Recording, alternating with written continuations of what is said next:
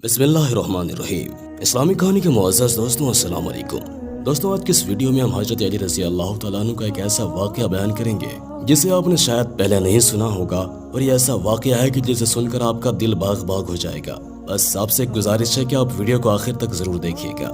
ابن عباس رضی اللہ تعالیٰ عنہ سے روایت ہے کہ حضرت عمر رضی اللہ تعالیٰ عنہ ایک صبح نماز کے لیے مسجد پہنچے تو آپ نے دیکھا کہ ایک شخص محراب میں سویا ہوا ہے۔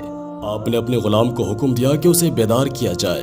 غلام نے قریب جا کر دیکھا تو پتا چلا کہ عورتوں کے لباس میں ایک سر کٹے ہوئے مرد کی لاش پڑی ہوئی ہے۔ حضرت عمر رضی اللہ تعالیٰ عنہ یہ دیکھ کر حیرت میں رہ گئے۔ آپ کی سمجھ میں کچھ نہ آیا کہ آخر معاملہ کیا ہے اور یہ لاش اس حال میں یہاں کیسے پہنچی۔ آخر آپ اس معاملے کو سلجھانے کے لیے حضرت علی رضی اللہ تعالیٰ عنہ کی خدمت میں حاضر ہوئے۔ اپنے تمام واقعے حضرت علی رضی اللہ تعالیٰ عنہ کو بتلا دیا۔ آپ نے فرمایا فی الحال اس لاش کو دفن کر دیا جائے اور اس وقت کا انتظار کیا جائے جب 9 مہینے بعد اسی جگہ پر ایک بچہ نظر آئے گا۔ اس وقت سب کچھ لوگوں کے سامنے کھل کر آ جائے گا۔ حضرت عمر رضی اللہ تعالیٰ عنہ نے آپ سے پوچھا کہ یہ سب کچھ کیا ہے اور آخر 9 مہینے کے بعد بچہ کہاں سے آئے گا؟ آپ نے فرمایا مجھے اللہ کے رسول صلی اللہ تعالیٰ علیہ وسلم نے اس معاملے کی خبر پہلے ہی دی تھی، اس لیے وقت کا انتظار کیا جائے۔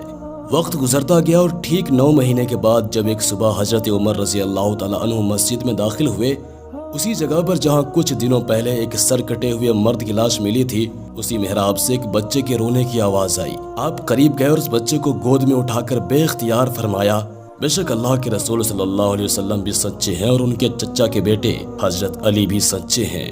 آپ اس بچے کو لے کر حضرت علی کے پاس گئے۔ حضرت علی نے فرمایا اس بچے کے لیے ایک انصار دایا کا انتظام کیا جائے اور اس کا تمام خرچہ بیت المال سے ادا کیا جائے۔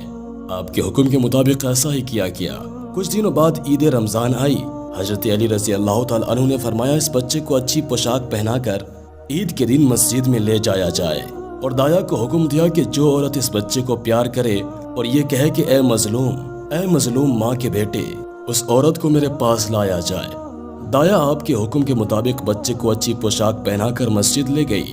وہاں اس نے دیکھا کہ ایک خوبصورت لڑکی نے آ کر اس بچے کو پیار کیا اور وہی الفاظ دہرائے۔ پھر جب وہ جانے لگی تو دایا نے اس کا دامن پکڑ لیا اور کہا کہ میں تجھے حضرت علی رضی اللہ تعالیٰ عنہ کے سامنے پیش کروں گی۔ لڑکی پریشان ہو گئی اور کہنے لگی کہ خدا کے لیے ایسا نہ کرنا، مجھے حضرت علی رضی اللہ تعالیٰ عنہ کے سامنے نہ لے جانا، مجھے شرمندگی ہوگی۔ دایا اس کو چھوڑنے پر راضی نہ ہوئی۔ آخر اس لڑکی نے کافی پیسوں اور اچھے کپڑوں کا لالچ دیا اور کہا کہ تو حضرت علی کو کچھ نہ بتانا اور یہ بتانا کہ مجھے کوئی عورت ہی نہیں ملی تھی، اور اگر اس طرح تو عید الاضحیٰ کے دن بھی مجھے اپنے بچے سے ملا دے گی تو میں تجھے اس سے زیادہ کچھ دوں گی۔ دایا اس لالچ میں آ گئی اور وعدہ کیا کہ حضرت علی کے سامنے کچھ نہ بتاؤں گی۔ دایا حضرت علی کی خدمت میں حاضر ہوئی۔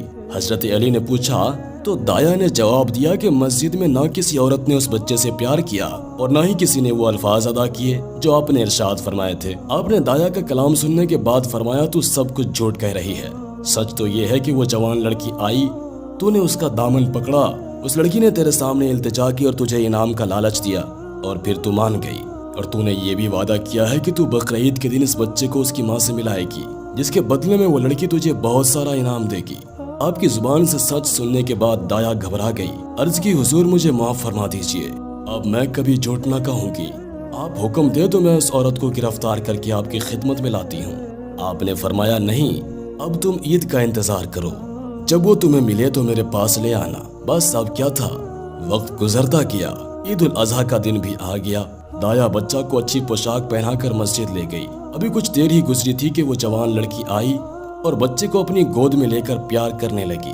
دایا نے اس کا دامن پکڑ لیا اور کہا کہ آج میں تجھے نہ چھوڑوں گی، آج میں تجھے حضرت علی رضی اللہ تعالیٰ عنہ کے پاس ضرور لے جاؤں گی۔ لڑکی نے لاکھ کہا مگر دایا نہ مانے۔ دایا اس لڑکی کو ساتھ لے کر حضرت علی کی خدمت میں حاضر ہوئی۔ آپ نے اس سے مخاطب ہو کر فرمایا جو کچھ گزرا ہے میں بیان کروں یا تم کرو گی؟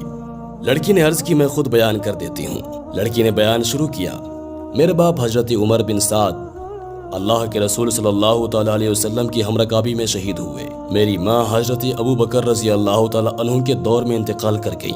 میں تنہا رہ گئی، پڑوس کی لڑکیوں کے ساتھ مانوس ہو کر انہی کے ساتھ وقت گزارتی رہی۔ ہمسائے کے سب لوگ میرا بے حد خیال رکھتے۔ ایک دن کا ذکر ہے کہ میں ہمسائے کی چند انصار و مہاجرین لڑکیوں کے ساتھ بیٹھی تھی کہ ایک بوڑھی عورت آئی۔ اس عورت کی ایک ہاتھ میں لاٹھی اور دوسرے ہاتھ میں تسبیح تھی۔ ہماری طرف آئی سب لڑکیوں سے ملی، سب کا نام پوچھا، سب کی خیریت پوچھی اور آخر میں مجھ سے ملی۔ میرا نام پوچھا تو میں نے بتایا کہ میرا نام جمیلہ ہے۔ میرے باپ عمر بن سعد تھے جو شہید ہو چکے ہیں، میری ماں بھی انتقال کر چکی ہیں۔ اس بڑھیا نے پوچھا کیا تیری شادی ہوئی ہے؟ میں نے کہا نہیں۔ یہ سن کر کہنے لگی تو کیسی لڑکی ہے کہ بغیر شوہر کے زندہ ہے؟ میرے حالات سن کر رونے لگی اور مجھ سے ہمدردی جتانے لگی۔ مجھ سے کہنے لگی کہ اگر تو میری خدمت پسند کرے تو میں حاضر ہوں۔ میں نے بھی ہاں کر دی۔ اس بڑھیا نے کہا کہ میں ایک شفیق ماں کی طرح تیرا خیال رکھوں گی، تجھے کوئی غم نہ ہونے دوں گی، تیری ہر خوشی کا خیال رکھوں گی۔ میں اس بوڑھی عورت کو اپنے گھر لے آئی۔ ہر طرح سے وہ میرا خیال رکھتی، میں بھی اسے اپنی ماں ہی سمجھتی تھی اور اس کا بڑا احترام کرتی اور اس کا ہر طرح سے خیال بھی رکھتی۔ جب روزہ افطار کا وقت آیا تو میں نے اس کے لیے مناسب کھانے کا انتظام کیا۔ بڑھیا اس کھانے کو دیکھ کر رونے لگی اور کہا کہ اے بیٹی، میں تو اللہ والی ہوں، میری یہ غذا نہیں ہے، مجھے صرف نمک اور جو کی روٹی چاہیے، یہی میری خوراک ہے۔ غرض یہ کہ اس بڑھیا نے ہر طرح سے اپنی پارسائی کا سکہ میرے دل میں اس طرح جما دیا کہ میں اسے اپنا نگہبان سمجھنے لگی۔ ایک دن کہنے لگی مجھے زمانے سے بڑا ڈر لگتا ہے، تو تنہا رہتی ہے، کہیں ایسا نہ ہو کہ میں حاجت کے لیے باہر جاؤں اور تجھے کچھ ہو جائے، اس لیے تجھے ایک اچھے ساتھی کی ضرورت ہے جو تیرا ہر طرح سے خیال رکھے۔ اگر تو اجازت دے تو میں اپنی بیٹی کو لے آؤں جو تیری ہم عمر ہے، جو کہ انتہائی متقی اور پرہیزگار اور نمازی ہے۔ میں نے اس لڑکی کی اتنی تعریف سنی تو بے اختیار کہا کیوں نہیں، فوراً اسے لے کر کے آ جائیے، اس طرح میرا دل بھی بہل جائے گا اور اس محبت سے اچھے اثرات بھی پیدا ہوں گے۔ بڑھیا میرے اصرار پر اسی وقت ہی اپنی بیٹی کو لینے کے لیے روانہ ہوئی۔ کچھ دیر بعد تنہا ہی واپس آ گئی۔ میں نے آتے ہی پوچھا میری بہن کو کیوں نہیں لائی؟ بڑھیا نے جواب دیا کہ میری بیٹی تنہائی پسند ہے، اس کا سارا دن اللہ کی یاد میں گزرتا ہے، تیرے گھر میں اکثر مہاجر و انصار کی لڑکیاں آتی ہیں، اس وجہ سے اس نے یہاں آنا پسند نہیں کیا۔ بڑھیا کا جواب سن کر میں اور زیادہ متاثر ہوئی اور میرے دل میں اس لڑکی سے ملنے کی تڑپ اور بڑھی۔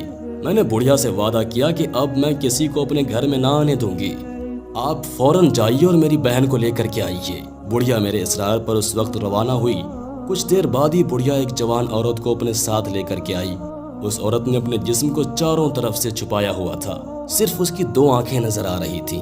یہ جوان عورت دروازے پر آ کر کھڑی ہو گئی۔ میں نے کہا بہن اندر کیوں نہیں آتی؟